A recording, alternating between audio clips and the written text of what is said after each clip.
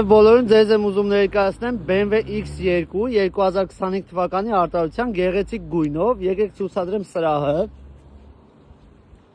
Մեքենան 2025 թվականի արտադրության 1.5 լիտրանոց շարժիչով, 16 կիլոմետր վազքով։ Նայեք ինչ չքնաղ սրահ ունի, երկու հիշողության ռեժիմ, էլեկտրական հայլիներ, նստատեղեր։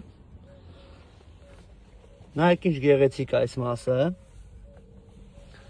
Ընդհանուր մեկ մոնիտոր, պանորամա, շատ գեղեցիկ մեքենա է։ Եկեք ցուցադրեմ սրահը ետևից։